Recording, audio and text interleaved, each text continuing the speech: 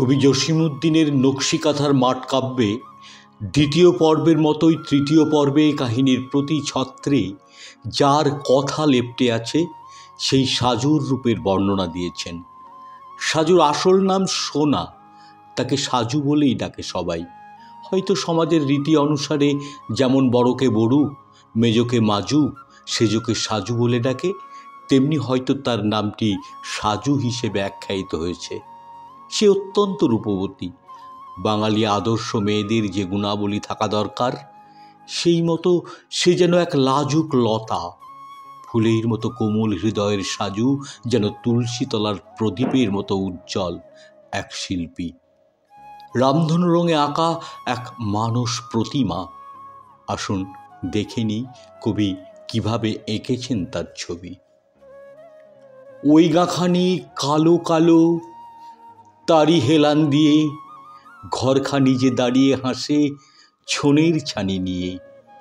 সেইখানে এক চাষির মেয়ে, নামটি তাহার সোনা।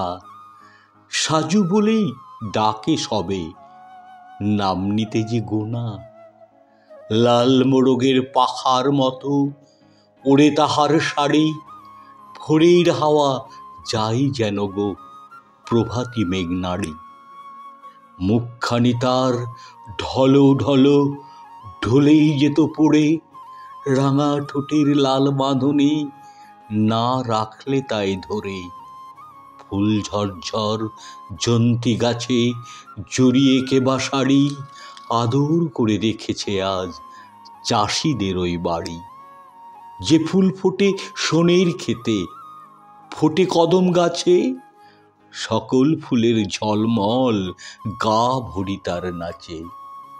কচি কচি হাত পা সাজুর, সোনাই সোনার খেলা, তুলসী তলায় প্রদীপ যেন জ্বলছে সাঁঝের বেলা।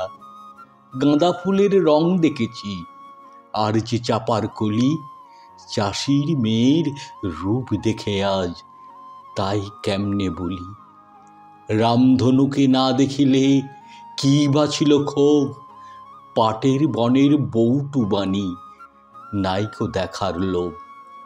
দেখেছি এই চাষির মেয়ের সহজ গেঁয়ো রূপ, তুলসী ফুলের মঞ্জরি কি দেবদেউলের ধূপ।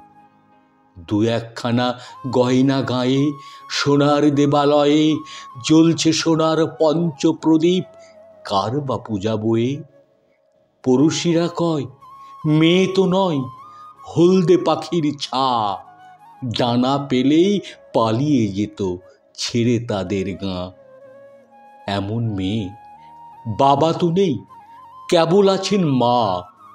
গাঁওবাসীরা তাই বলে তাই কম জানিত না। তাহার মতন চেকন সেওই কে কাটিতে পারে। নকশি করা পাকান পিঠায় সবাই তারে হারে। হাঁড়ির উপর চিত্র করা শিকেই তোলা ফুল, এই গাঁয়েতে তাহার মতো নাইকো সমতুল। বিয়ের গানে ওড়ি সুরে সবারই সুর কাঁদে, সাজু গাঁয়ের লক্ষ্মী মেয়ে, বলে কি লোক সাধে।